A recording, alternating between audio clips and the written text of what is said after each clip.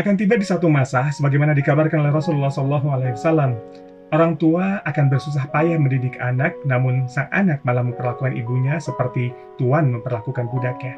Sebagaimana disampaikan dalam sebuah hadis tentang bagaimana tanda kiamat, salah satunya ialah idza waladatil mar'atu rabbataha, ketika seorang perempuan melahirkan tuannya.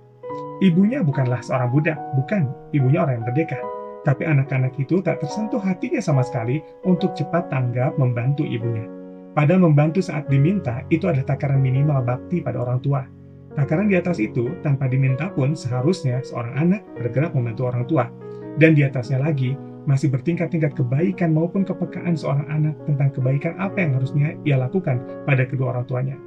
Hari ini, anak-anak belajar, tapi hanya mengisi otaknya dengan pengetahuan yang bahkan itu juga bisa didapatkan dari Google. Sementara tangannya bersih, tak pernah mencuci maupun melakukan pekerjaan-pekerjaan fisik lainnya, hingga empati itu mati sebelum berkembang.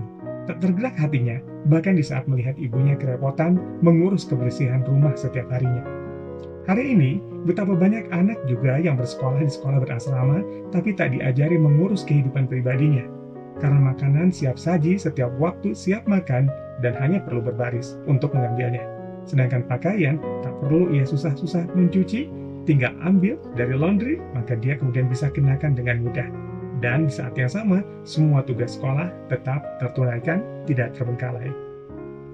Dan saat ia pulang ke rumah, saat liburannya, kebiasaan itu masih ia lakukan di rumah.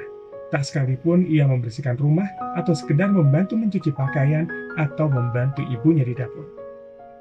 Kita perlu membiasakannya membantu pekerjaan rumah tangga, bukan karena kita kewalahan lalu kita perlu bantuan mereka. Bukan itu.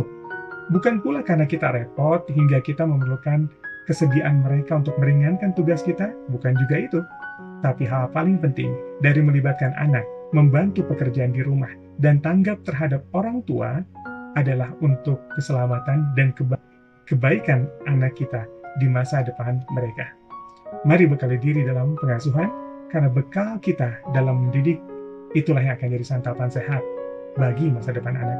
Miliki buku Guidebook Parenting Islam. Semoga hasanah pengetahuan di dalamnya dapat jadi bagian nutrisi untuk masa depan anak kita.